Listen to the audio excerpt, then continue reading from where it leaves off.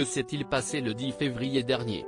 Alors qu'il se trouvait au volant d'une Peugeot 3008, Pierre Palmade a percuté un véhicule qui circulait sur la voie opposée et où se trouvait une femme enceinte, qui a perdu son bébé suite à ce tragique accident, ainsi qu'un homme âgé de 38 ans et un enfant âgé de 6 ans. Très vite, les premiers éléments de l'enquête ont établi que le comédien conduisait sous l'emprise de cocaïne.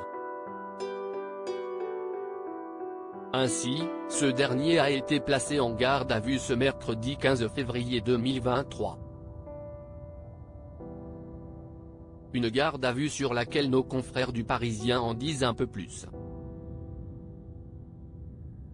Pierre Palmade transporté vers un autre hôpital. Transporté à l'hôpital du Kremlin-Bicêtre au moment du drame, Pierre Palmade a été déplacé, ce mercredi 15 février 2023, à l'hôpital de Melun. Un lieu qui n'a pas été choisi au hasard. En effet, ce changement d'établissement a été fait pour faciliter un éventuel déferment au tribunal de Melun ce jeudi ou ce vendredi, avec, à l'arrivée, la menace d'une mise en examen, voire d'un placement en détention provisoire, précise le quotidien. Toujours d'après les révélations du Parisien, Pierre Palmade, qui souffre toujours de plusieurs côtes cassées, est entendu dans une chambre sécurisée, gardée par des policiers 24 heures sur 24, dans laquelle les fenêtres ne s'ouvrent pas et la seule porte reste fermée à clé. Seule son avocate, me Céline Lazec, peut y pénétrer.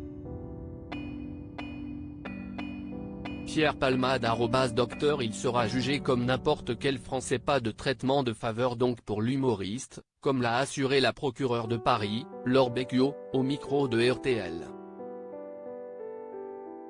Bien sûr qu'il sera jugé comme n'importe quel Français, a-t-elle affirmé.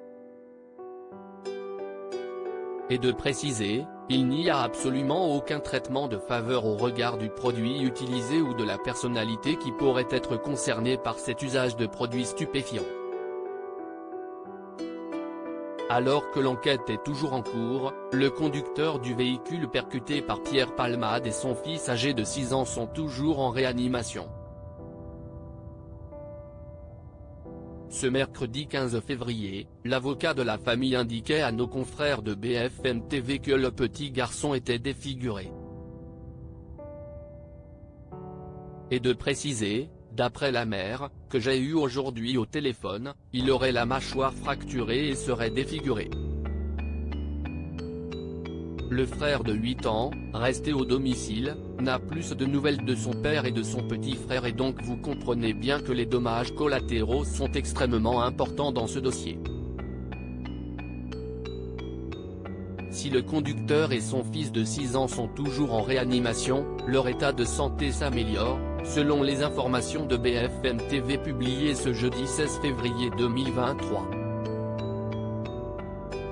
Espérons qu'ils se rétablissent au plus vite, même s'ils devraient rester à jamais bouleversés par ce terrible drame.